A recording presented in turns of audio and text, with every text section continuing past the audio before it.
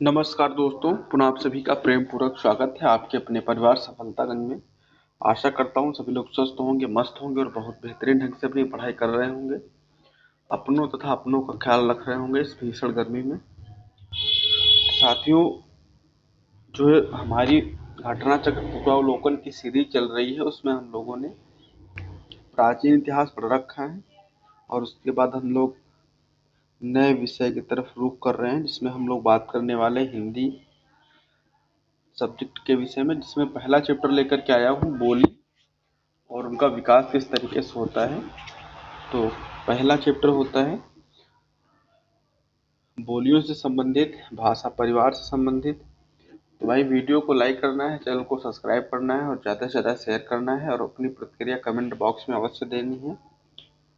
साथियों, स्टार्ट करते हैं बिना किसी देरी के। पहला क्वेश्चन है भाषा परिवार से आष्टिक परिवार की प्रमुख भाषा है। तो जैसा कि आप लोग जानते हैं कि भारत में 4 प्रकार के भाषा परिवार पाए जाते हैं। भारोपी भाषा परिवार, द्रविड़, आष्ट्रिक और चीनी तिब्बती, जिसमें सबसे बड़ा जो होता है वो भारोपी होता है। और यहाँ पर पूछा है आष्ट्रिक का, तो आष्ट्रिक में कौन सी होती है? मुंडा। जो मुंडा भाषा है ये आष्ट्रिक भाषा परिवार की है। और अगर मुंडा की बात करें तो मुंडा जो जनजाति होती है झारखंड की, उसी के नाम से इसका नामकरण हुआ है। और ये कहाँ बोली जाती है? तो जैसे कि लिखा हुआ है कि बंगाल, बिहार, मध्य प्रदेश, उड़ीसा, आंध्र प्रदेश आदि क्षेत्रों में इस जनजाति के लोग इस भाषा को बोलते हैं। तो ये आष्टिक भाषा परिवार की हो जाती है। नेक्स्ट क्वेश्चन नंबर 2 की बात करेंगे। भारोपी भाषा परिवार की भाषा नहीं है, तो कौन कौन सी है? तो यहाँ पर डी ऑप्शन जो है वो नहीं होगा। ये थोड़ा सा यूजीसी नेट का क्वेश्चन है, तो थोड़ा सा टफ है। बशर्ते जैसा कि यहाँ पर दिया हुआ है, ये हम थोड़ा सा याद ही कर लेते हैं इसको। सीओएन जो है वो भारोपी भाषा परिवार की नहीं है। भारोपी मतलब भारत प्लस यूरोपी। भारत प्लस यूरोपी, तो यूरोपीय जो कंट्री हैं अगर वो हैं तो वो यूरोपीय हो जाती हैं और भारत में बोली जाती हैं अगर, तो भारोपी कहलाएंगी। और जो सीओएन है ये भारत भारोपी परिवार की नहीं है, क्योंकि अगर बात करें तो ये मलय और पेलिनेशियाई परिवार की भाषा है। जबकि भारोपी भाषा परिवार 2 वर्गों में है, केंतुम और सतम। अब इसमें अगर केंतुम में देखा जाता है तो इटालिक, केल्टिक, जर्मनिक, तोहारी आदि आती हैं। जबकि सप्तम में अर्मीनी, बाल्टो, स्लेवोनी और अल्बानी आती हैं। फिलहाल इसको याद ही रखना है, ज़्यादा इस बीच पचड़े में नहीं फंसना है। नेक्स्ट क्वेश्चन, ये बढ़िया क्वेश्चन है। दिए गए प्रश्नों में द्रविड़ परिवार की भाषा कौन सी है? तो द्रविड़ जो है वो कन्नड़ है, मतलब कर्नाटक क्षेत्र की बोले जाने वाली कन्नड़ी जो है वो होती है द्रविड़ की। अब इसमें याद रखना भाई, बंगला, असमिया, उड़िया, यूपीएसआई का प्रश्न है। इसमें कन्नड़ जो है वो द्रविड़ में आती है, बाकी ये उड़िया, बंगाली और असमिया ये नहीं आती हैं। एकाक्षरी भाषा परिवार से तात्पर्य है, तो एकाक्षरी वाला है भाई चीनी भाषा परिवार से। चीनी तिब्बती जो है ये एकाक्षरी परिवार से है। तो ये भी महत्वपूर्ण क्वेश्चन होता है। अब इसकी बात करें तो इसका क्षेत्र होता है चीन, तिब्बत, म्यांमार, भूटान बोली जाती है। नेक्स्ट क्वेश्चन नंबर 5, कन्नड़ का संबंध किस भाषा परिवार से है? तो अभी हम लोगों ने पढ़ा था, ये है द्रविड़ भाषा परिवार से। अब थोड़ा सा ये ध्यान देना कि भाई घटना चक्र है, इसमें यूजीसी नेट और जो प्रवक्ता परीक्षाओं के प्रश्न हैं वो भी हैं, तो थोड़ा वो साहित्य से जुड़े हुए हैं तो थोड़ा टफ हो जाते हैं, बशर्ते आपके वनडे एग्जाम के लिए इतने टफ नहीं होंगे। हिंदी किस भाषा परिवार की है? तो सभी को पता है कि हिंदी जो सबसे बड़ा भाषा परिवार है उसकी भाषा है। लगभग 73% पॉपुलेशन इंडिया की जो है वो भारोपी भाषाओं का यूज करती है। नेक्स्ट क्वेश्चन 7 नंबर है, निम्नलिखित में से कौन सी आर्य भाषाओं में शामिल नहीं है? तो आर्य भाषाओं में संस्कृत, प्राकृत और अंग्रेजी शामिल हैं। तुर्की जो है वो आर्य भाषाओं में सम्मिलित नहीं है। आर्य भाषा मतलब जो भारतीय मूल के लोग बोलते हैं। नेक्स्ट देखते हैं, बहुत सारी कहानी दे रखी है। निम्नलिखित भाषाओं को उनके विकास क्रम में व्यवस्थित करना है। तो सबसे पहले जो थी साथियों वो प्राचीन संस्कृत थी, एक नंबर पे। फिर थी लौकी संस्कृत, फिर सौरसैनी, और सौरसैनी से निकली है पश्चिमी हिंदी। तो 1 2 3 4 मतलब A B C D, B option मिल रहा है तो बी ऑप्शन इसका करेक्ट होगा। सॉरी, पहला ये था, दूसरा ये था, तीसरा ये था, चौथा ये था, तो ए सी बी डी लिखा मैंने ऐसे ही था, ए सी बी डी, तो पहला दूसरा तीसरा चौथा, तो इस तरीके से देखना है, तो ए सी बी डी की तरह से होगा ये, और तो ये ए ऑप्शन में दिया हुआ है। नेक्स्ट क्वेश्चन देखते हैं, क्वेश्चन नंबर 9, प्राचीन भारतीय आर्य भाषा कौन सी है? तो सबसे पहली जो थी प्राचीन वो थी वैदिक संस्कृत, वैदिक के बाद लौकिक संस्कृत, फिर पाली, फिर प्राकृत, फिर अपभ्रंश, फिर अवहट्ट, और फिर आधुनिक हिंदी आती है। जैसा कि ऋग्वेद की भाषा जो है वो वैदिक संस्कृत है। कौन सी प्राचीन भाषा नहीं है? तो पंजाबी जो है ये प्राचीन भाषा नहीं है, क्योंकि संस्कृत, फिर पाली, फिर प्राकृत, फिर अपभ्रंश, इसमें पंजाबी का कोई स्थान नहीं होता है, तो बी ऑप्शन यहाँ करेक्ट होगा। भारतवर्ष की आदि भाषा है, यह क्वेश्चन बहुत महत्वपूर्ण है। इसमें संस्कृत दिया हुआ है, वैदिक और लौकिक, तो वैदिक जो थी, जो वेदों की भाषा थी वो वैदिक संस्कृत थी, और जब संस्कृत भाषा लोक में समाज में बोली जाने लगी तो वो लौकिक हो जाती है। सबसे प्राचीन जो है आदि भाषा, मतलब जिससे जन्म हुआ हो, तो वैदिक, फिर लौकिक, फिर पाली, फिर प्राकृत, फिर अपभ्रंश, फिर अवहट्ट, तो यहाँ पर क्या होगा, सी ऑप्शन करेक्ट होगा। नेक्स्ट देखते हैं, विकास की दृष्टि से प्राकृत की पूर्वकालीन अवस्था का नाम है? तो जैसा कि यहाँ पर दिया हुआ है, सबसे पहले वैदिक है, फिर लौकिक है, फिर पाली है, फिर प्राकृत, तो प्राकृत से पहले वाली भाषा कौन सी है? तो पाली हो जाती है, तो ए ऑप्शन यहाँ सही होगा। और उसके बाद अपभ्रंश के बाद क्या आता है, आधुनिक भारतीय आर्य भाषाएं, तो फिलहाल इसका जो जवाब है वो ए होगा। नेक्स्ट क्वेश्चन देखते हैं, और हाँ, अगर बात करें तो पाली जो है, इसमें अगर बात करें किस धर्म के जो ग्रंथ हैं, धर्म ग्रंथ लिखे हुए हैं, या किस धर्मात्मा की उपदेश लिखे हुए हैं, तो ये बौद्ध धर्म और महात्मा बुद्ध से संबंधित है पाली भाषा। और अगर हम प्राकृत की बात करें, ये पाली है, तो ये बुद्ध, महात्मा बुद्ध और बौद्ध धर्म से रिलेट करती है। इनके समय की थी। अगर इसकी बात करें तो जैन धर्म और महावीर स्वामी उनसे रिलेट करती है। पाली किसकी? तो महात्मा बुद्ध की, और जो प्राकृत वो जैन धर्म से संबंधित होती है। नेक्स्ट क्वेश्चन देखते हैं, मध्यकालीन भारतीय आर्य भाषा का जो टाइम है, तो मध्यकालीन जो है भारतीय आर्य भाषा, इसका टाइम होता है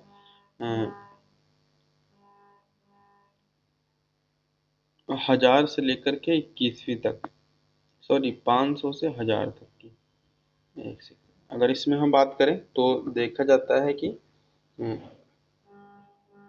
अगर इसका टाइम पीरियड बनाते हैं तो सबसे पहले बात आती है संस्कृत की, तो संस्कृत जो होती है वो 1000 से 500 होती है वैदिक वाली, और 500 से 1 तक होती है संस्कृत। एक सेकंड,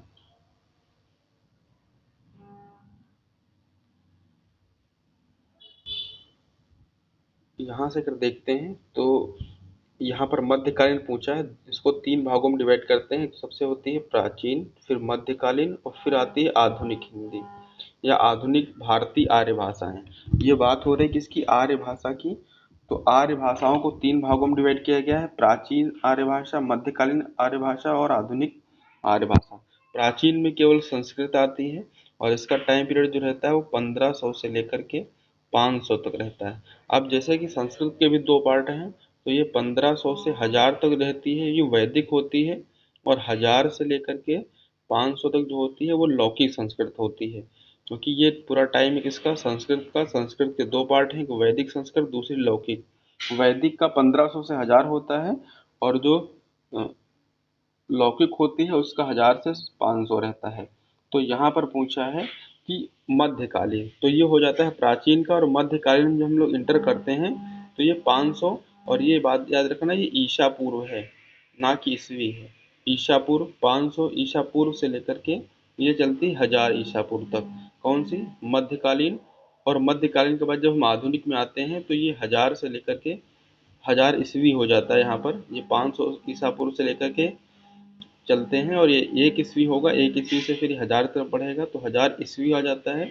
और 1000 ईस्वी से लेकर के अब तक जो होती है वो आधुनिक भारतीय आर्य भाषाएं हो जाती हैं। मतलब 1150 के समथिंग क्या होता है कि हिंदी, जो प्राचीन हिंदी है उसका प्रारंभ हो जाता है। आशा करते हैं थोड़ा बहुत समझ पाए होंगे आप लोग, क्योंकि यहाँ पर बहुत ज़्यादा स्पेस न होने की वजह से तो अच्छे से डिफाइन नहीं हो पाया। उसके बाद देखते हैं पाली भाषा के सर्वप्रथम व्याकरण, जो व्याकरण कौन थे, तो वो थे कच्चायन। व्याकरण जो होते हैं वो व्याकरण के जानकार, ये वन वर्ड सब्स्टिट्यूशन पूछा जाता है कि व्याकरण के जानकार को क्या क्या कहते हैं, तो व्याकरण कहते हैं। नेक्स्ट देखते हैं, कच्चायन साहब थे। पुरानी हिंदी अपभ्रंश के लिए पुरानी हिंदी शब्द का प्रयोग किसने किया है, तो चंद्रधर शर्मा गुलेरी। ये क्वेश्चन आया हुआ है साही परीक्षा में। चंद्रधर शर्मा जो गुलेरी साहब हैं, उन्होंने अपभ्रंश के लिए पुरानी हिंदी का प्रयोग किया है, मतलब एक शब्द यूज किया है। बाकी अपभ्रंश का पहला कवि स्वयंभू को मानते हैं, और स्वयंभू को अपभ्रंश की भाषा में अगर बात करें तो उनको वाल्मीकि और व्यास जी से कंपेयर किया जाता है। नेक्स्ट, आधुनिक भारतीय आर्य भाषा में आते हैं। तो जैसे कि लिखा हुआ है कि आधुनिक भारतीय आर्य भाषाओं के उदय के पूर्व आर्य भाषा कौन सा रूप विद्यमान था। तो जैसे कि अभी हम लोगों ने देखा था कि सबसे पहले संस्कृत थी, और ये इसके दो पार्ट थे, वैदिक और लौकिक संस्कृत। ये हो जाता है प्राचीन भारतीय आर्य भाषा। मध्यकालीन में जब स्टार्ट होते हैं तो पाली आती है, फिर प्राकृत आता है, फिर अपभ्रंश आता है, फिर अवहट्ट आता है, फिर आता है क्या, हिंदी आती है। तो यहाँ पर हिंदी से पहले पूछा है तो कौन सी होगी, अपभ्रंश होगी। तो हिंदी से पहले क्या होती है साथ में, वो अपभ्रंश होती है। नेक्स्ट देखते हैं, जैसे यहाँ पर काफ़ी सारा डिटेल में दिया हुआ है।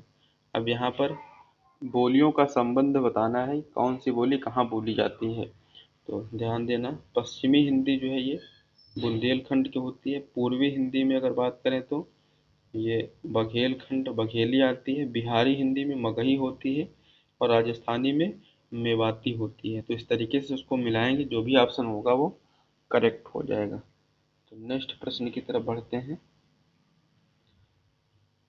बी ऑप्शन जैसे यहाँ दिया हुआ है, तो बी ऑप्शन इसका करेक्ट होगा।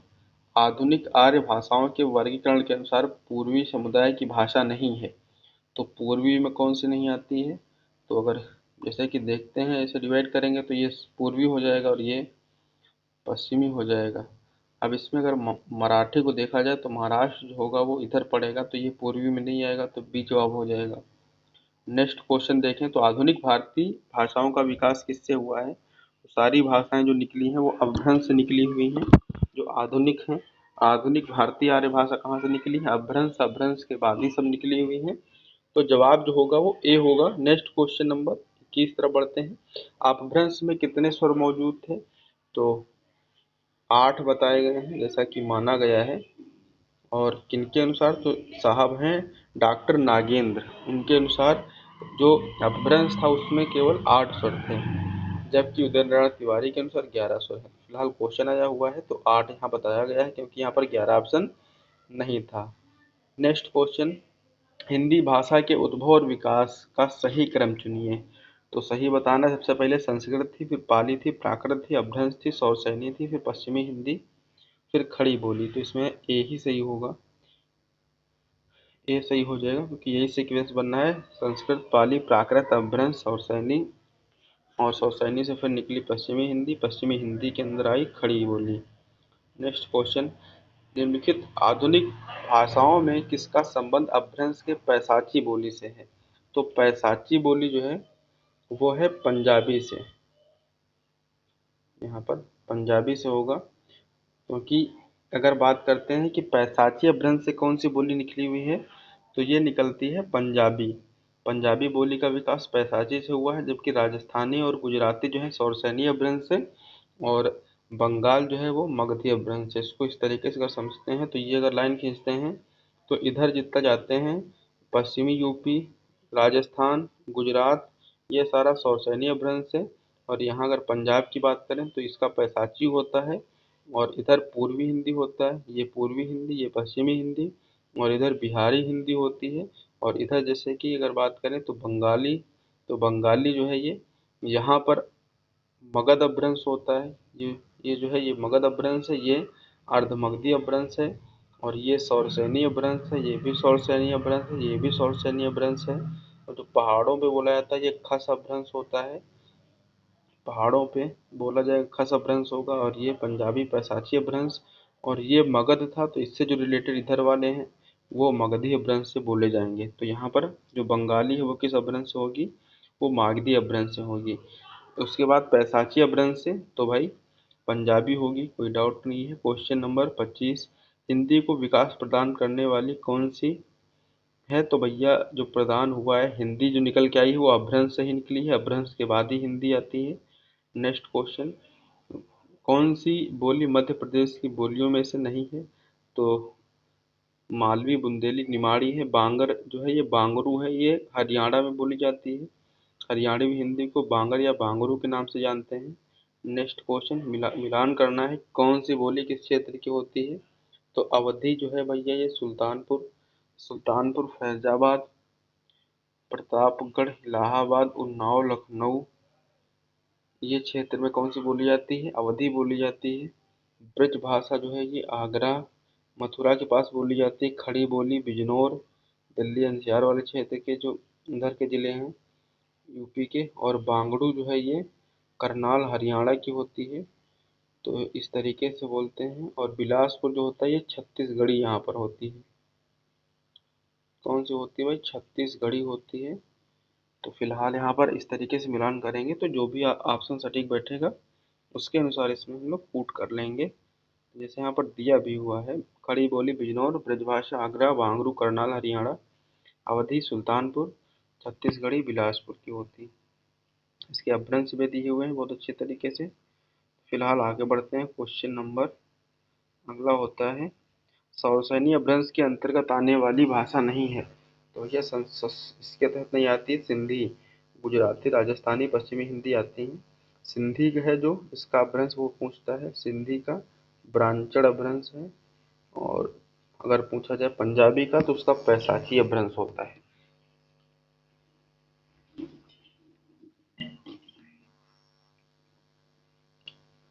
नेक्स्ट क्वेश्चन, संथाली भाषा किस भाषा परिवार से संबंधित है, जो संथाल जनजाति है ये सब आष्ट्रिक के तहत आएगी। जैसे मुंडा की बात हुई थी तो मुंडा भी आष्ट्रिक के तहत, और संथाली भी जो है वो आष्ट्रिक भाषा परिवार की भाषा है। नेक्स्ट, जैसे संथाली को बताया गया कि 8वीं अनुसूची में भाषा की दर्जा इसको प्राप्त हो चुका है।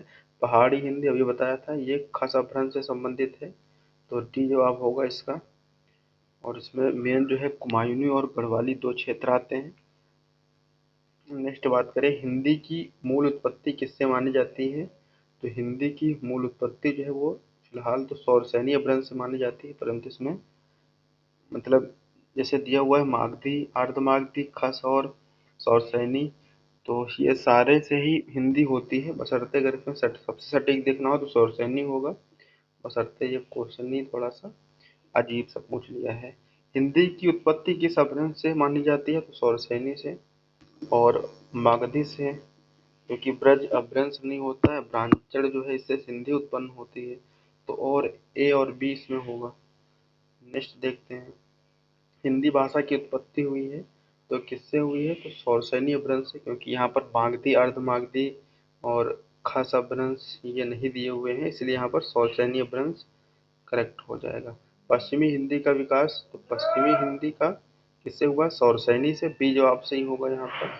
पश्चिमी हिंदी की दो बोलियों का सही युग्म है, जो पश्चिम में बोली जाती हैं ऐसी दो बोलियां, तो इसमें खड़ी बोली और बुंदेली ये दोनों कहाँ है, पश्चिमी हिंदी की। पश्चिमी हिंदी मतलब पश्चिमी उत्तर प्रदेश मान के मोटा माटे चलते हैं, तो ये क्षेत्र बुंदेलखंड का होता है, ये बुंदेली हो जाती है। फिर आगे बढ़ते हैं तो ब्रज क्षेत्र आता है, तो यहाँ से ब्रज भाषा, यहाँ पर कन्नौज आता है, कन्नौजी हो जाती है। उसके बाद यहाँ पर आगे बढ़ते हैं तो खड़ी बोली, और यहाँ हरियाणा मिलता है तो यहाँ से हरियाणवी या बांगरू हो जाती है। तो पश्चिमी हिंदी में कितनी बोलियाँ होती हैं, 5 होती हैं। और उसी के तहत अगर इधर देखते हैं तो ये पूर्वी हिंदी के क्षेत्र कहलाता है, और ये बुंदेलखंड है, और इसके ये सटा हुआ ये बघेलखंड कहलाता है। तो बघेली जो होती है वो पूर्वी में आती है और बुंदेली पश्चिम में आती है। उसके बाद इधर जो होता है ये छत्तीसगढ़ झारखंड वाला क्षेत्र आता है तो छत्तीसगढ़ी हो जाती है, और ये अवध क्षेत्र होता है तो अवधी। यहाँ तो एक अच्छा तरीका होता है ABC। ABC जो है अवधी, बघेली और छत्तीसगढ़ी, ये पूर्वी हिंदी की है। पूर्वी हिंदी में 3 होती हैं और पश्चिमी हिंदी में 5 होती हैं। नेक्स्ट क्वेश्चन देखते हैं। तो इसमें जो सही होगा डी जवाब सही होगा, खड़ी बोली और बुंदेली। नेक्स्ट देखते हैं, इनमें से कौन सी पश्चिमी हिंदी की बोली नहीं है। तो पश्चिमी हिंदी में अभी बताया था कि बघेलखंड जो है वो पूर्वी हिंदी का पार्ट है, तो ये हो जाएगा ए जवाब हो जाएगा इसका। कौन सी पश्चिमी हिंदी बोली नहीं है, तो इसमें डोगरी होगा, क्योंकि डोगरी जो है वो जम्मू कश्मीर की भाषा होती है। बाकी ब्रज बांगरू, और बांगरू मतलब वही हरियाणवी, और कन्नौजी, ये सब है पश्चिमी हिंदी के तहत ही। निम्नलिखित में से पश्चिमी हिंदी की बोली नहीं है, तो पश्चिमी हिंदी में कौन सी नहीं, मगही। मगही क्योंकि है बिहारी हिंदी की। बाकी कन्नौजी, ब्रजभाषा और बुंदेली जो है ये आती हैं पश्चिमी हिंदी में। मगही जो है ये किसके तहत आती है, ये मगही जो है साथियों ये आती है बिहारी हिंदी में। और मगही मतलब पटना के आसपास, जो बिहार का पटना है वहाँ पर बोली जाने वाली जो बोली होती है उसे मगही कहते हैं।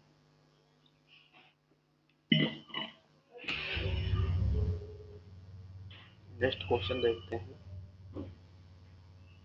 निम्नलिखित में से कौन सी बोली पश्चिमी हिंदी की नहीं है। तो पश्चिमी हिंदी की कौन सी नहीं, फिर वही मगही, क्योंकि मगही कहाँ की है, ये भैया है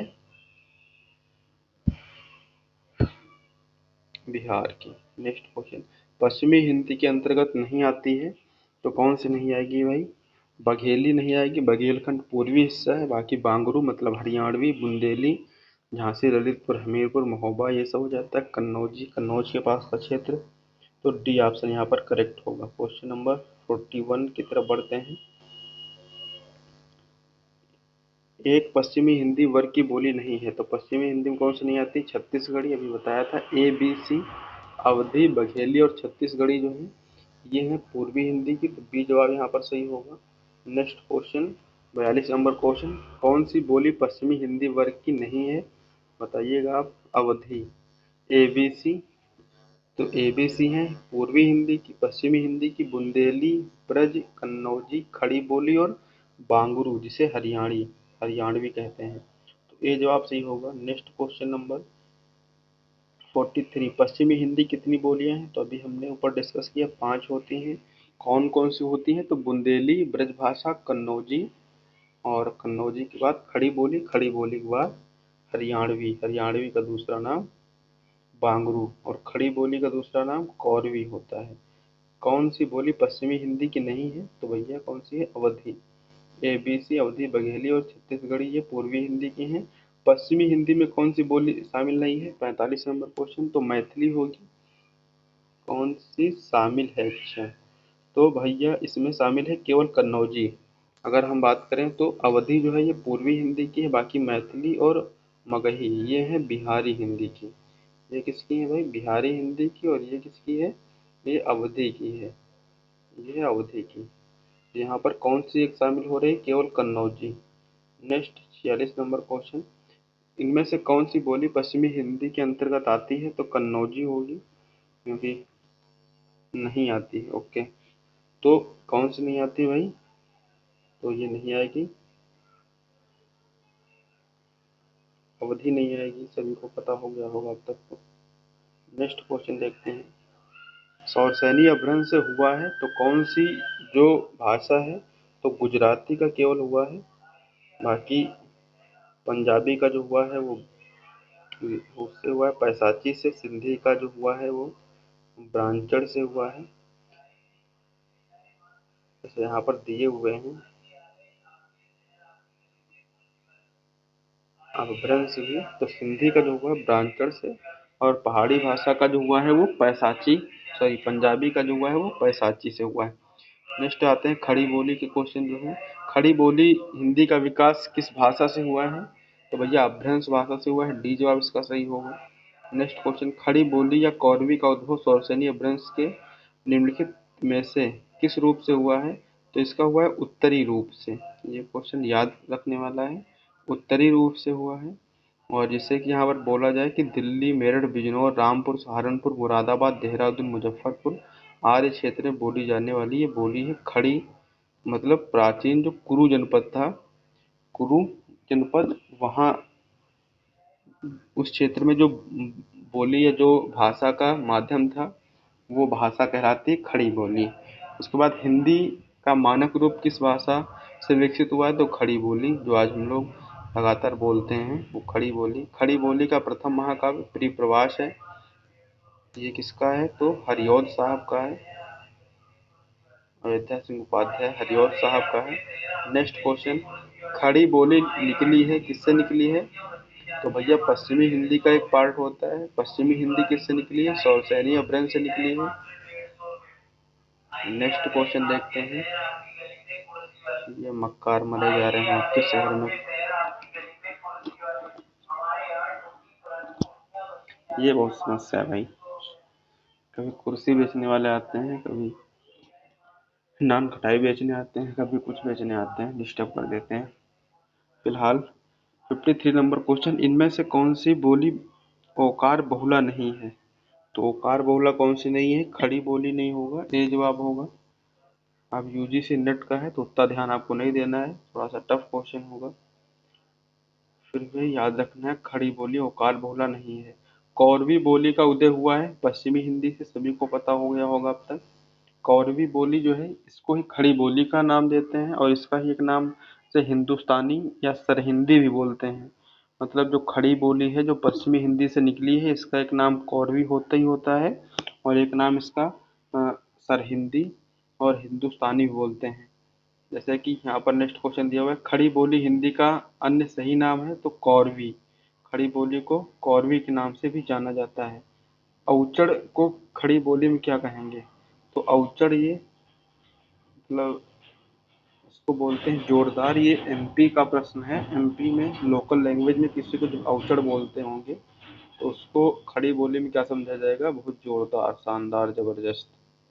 औते रहेंगे वो खड़ी बोली में क्या कहते हैं? आते ही रहे। एमपी में ऐसी लैंग्वेज बोलते हैं। ईर्खा को खड़ी बोली में क्या कहते हैं? तो ईर्खा, ईर्ष्या बोलते हैं। ये सभी को पता होना चाहिए। विभाषा का क्षेत्र बोली की अपेक्षा होता है? तो भाई विभाषा बोलते हैं उपभाषा को। तो सबसे बड़ी भाषा, फिर विभाषा या उपभाषा, उसके बाद बोली आती है। तो क्या होता है? विशाल होता है, विस्तृत होता है। मतलब बोली की अपेक्षा विस्तृत होता है। ये जवाब सही होगा यहाँ पर। होन को खड़ी बोली में क्या कहते हैं? होन मतलब वहाँ, जैसे कहीं कहीं बोलते हैं कि होन का करने गए थे, हो या होन का करन गौर, ऐसे कुछ बोलते हैं। तो होन मतलब वहाँ होता है। डी ऑप्शन हो जाएगा। खड़ी बोली हिंदी की उत्पत्ति सौसैनी अपभ्रंश से हुई है, बात सही है। 16 आना, बात सही है। रामपुर, मुरादाबाद, बिजनौर, मेरठ, देहरादून, मैदानी भाग, सहारनपुर की बोली है खड़ी बोली है। नेक्स्ट, दिल्ली, मेरठ के आसपास खड़ी बोली है, सी जवाब सही। हिंदी खड़ी बोली अपभ्रंश सौसैनी अपभ्रंश सही। खड़ी बोली का दूसरा नाम कौरवी, बी ऑप्शन सही होगा। कौरवी किस बोली को कहते हैं? खड़ी बोली कहते हैं, बी ऑप्शन सही होगा। नेक्स्ट देखते हैं। जैसे इसको हिंदुस्तानी भी कहते हैं। खड़ी बोली हिंदी का अन्य नाम कौरवी है, याद हो गया होगा अब तक। यही मानक हिंदी है। किस भाषा को आरंभ में पिंगल नाम दिया गया था? तो पिंगल नाम किसको दिया गया था? ब्रज भाषा को। ब्रज भाषा को आरंभ में पिंगल कहा जाता था। याद रखना, ये महत्वपूर्ण क्वेश्चन है। पिंगल कहते थे। ब्रज भाषा का विकास किससे हुआ है? सौरसैनी अपभ्रंश से हुआ है, क्योंकि ये पश्चिम हिंदी की भाषा है। सूरसागर ने किस भाषा में रचना की? ब्रज में की, सभी को पता होगा। सूरदास और नंददास ये भी ब्रज भाषा के हैं, ब्रजभाषी क्षेत्र के हैं। मथुरा, आगरा, धौलपुर, ग्वालियर ये ब्रजभाषा है। सूरसागर की रचना ब्रजभाषा में है। ब्रजभाषा इनमें से किस रूप में सर्वाधिक प्रसिद्ध है? तो काव्य भाषा, राजभाषा, तकनीकी भाषा, राष्ट्रभाषा।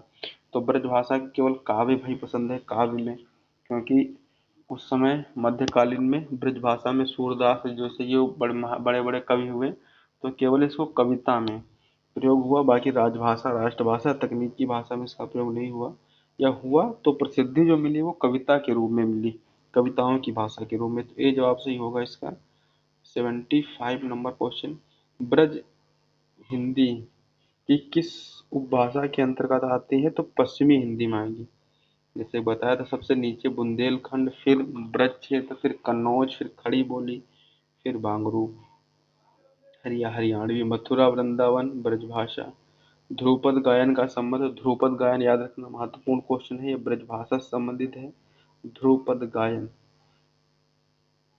ऐसे यहाँ पर लिखा हुआ है कि राजा मान सिंह तोमर ने ध्रुपद को प्रचार प्रसार करने में महत्वपूर्ण योगदान दिया, और यह घराना संबंधित था ग्वालियर के मानसिंह तोमर ने इसकी रचना की। तो ध्रुपद गायन मानसिंह तोमर, ग्वालियर, और किस भाषा में? तो ब्रज भाषा में।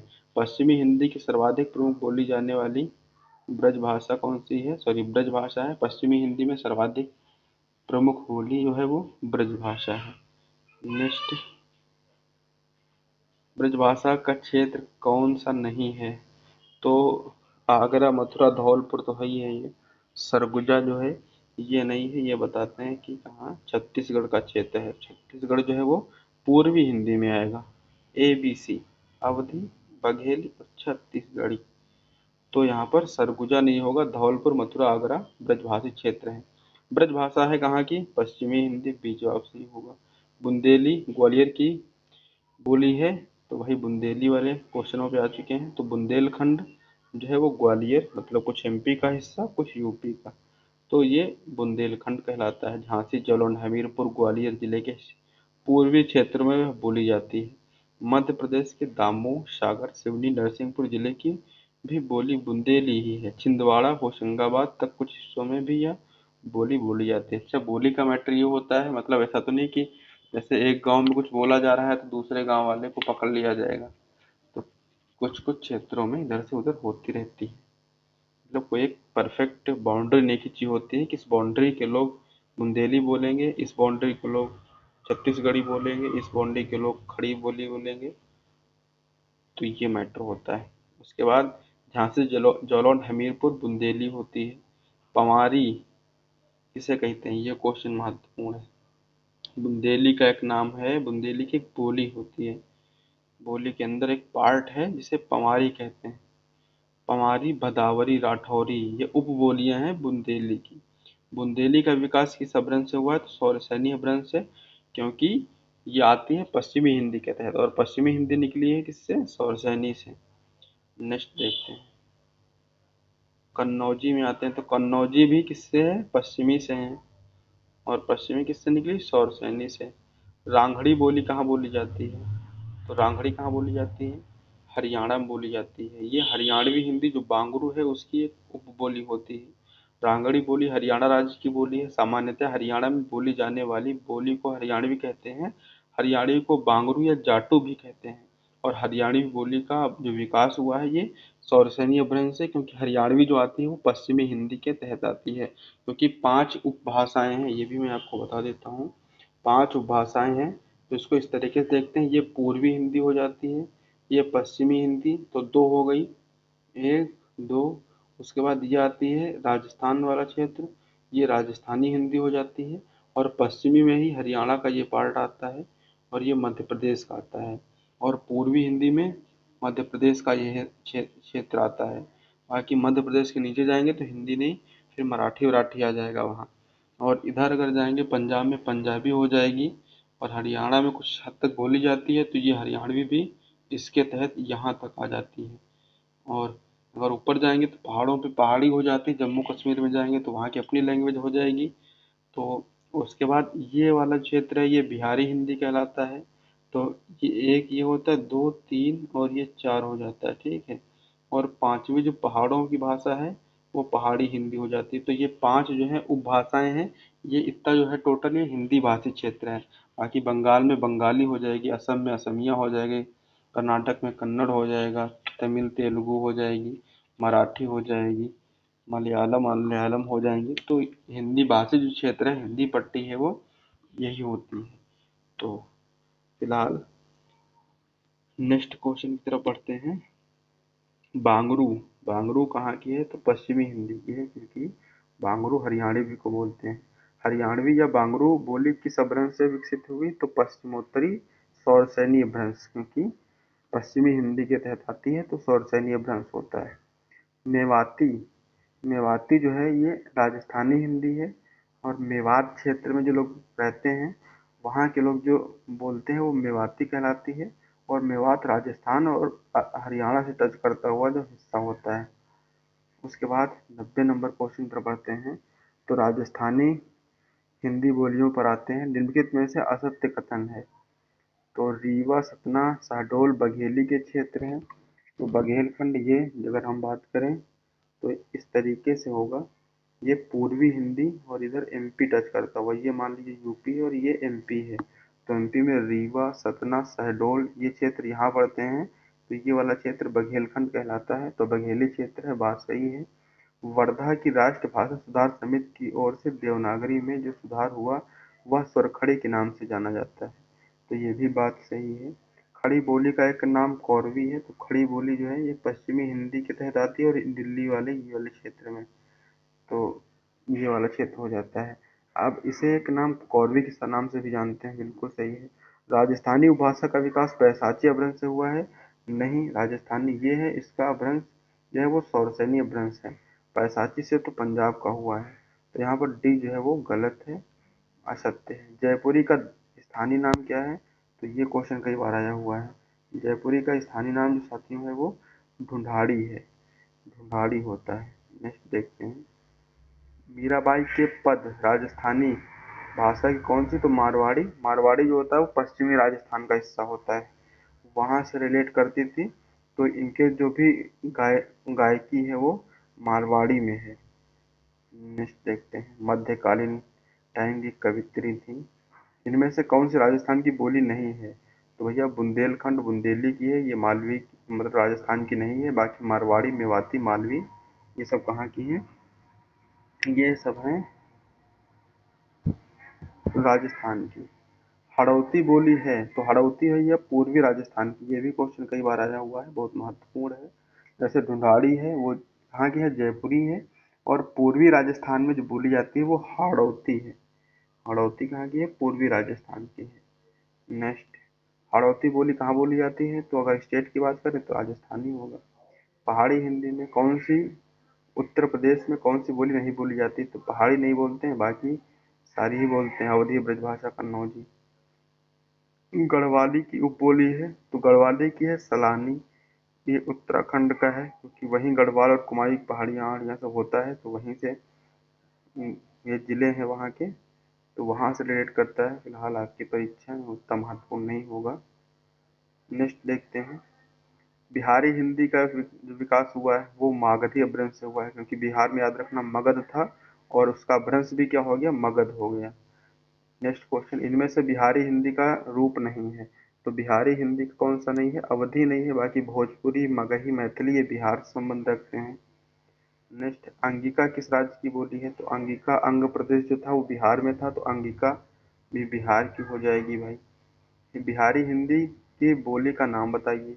बिहारी हिंदी में कौन सी? मगही थी, बाकी बघेली, छत्तीसगढ़ी और बुंदेली ये तो हो जाती हैं। अगर बात करें बघेली और छत्तीसगढ़ी की तो ये पूर्वी हिंदी का पार्ट है और बुंदेली पश्चिमी हिंदी का पार्ट है। मगही बिहारी हिंदी का है। 102 नंबर क्वेश्चन। कौन सी बोली बिहार की नहीं है? तो कौन सी नहीं है? जयपुरी। जयपुर की है, जिसे ढूंढाड़ी नाम से जानते हैं। भोजपुरी की उत्पत्ति कहाँ से हुई है? तो भोजपुरी की हुई है मागधी अपभ्रंश से, क्योंकि भोजपुरी वो बिहारी हिंदी के तहत आती है और बिहारी हिंदी का अपभ्रंश जो है वो मागधी अपभ्रंश होता है। नेक्स्ट क्वेश्चन देखते हैं। वाराणसी, गोरखपुर, आरा के मध्य कौन सी बोली बोली जाती है? तो यह भैया भोजपुरी है, भोजपुरी बोली जाता है भाई।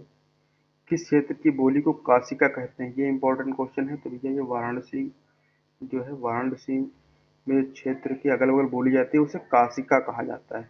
तू हमरा के खिलही ना देत रहे हो, ये कौन सी है? तो भोजपुरी भाषा है। निम्नलिखित युग्म से कौन सा युग्म गलत है? अवधी पूर्वी हिंदी, बात एकदम 16 आने सही है। ब्रजभाषा पश्चिमी हिंदी कतई सही है। पूर्वी हिंदी भोजपुरी कतई गलत है, क्योंकि भोजपुरी है वो बिहारी हिंदी में, तो सी जवाब सही होगा। भोजपुरी किसकी है? बिहारी हिंदी। गाजीपुर में भैया भोजपुरी बोली जाता है।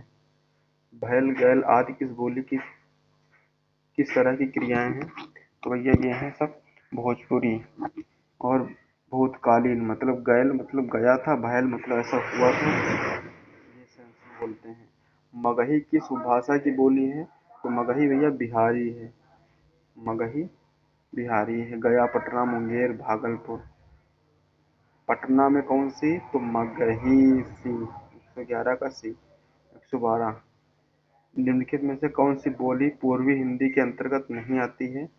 तो भैया एबीसी, अवधी, छत्तीसगढ़ी और बघेली आते हैं, और मगही नहीं आती। मगही होती है कहाँ की? बिहारी।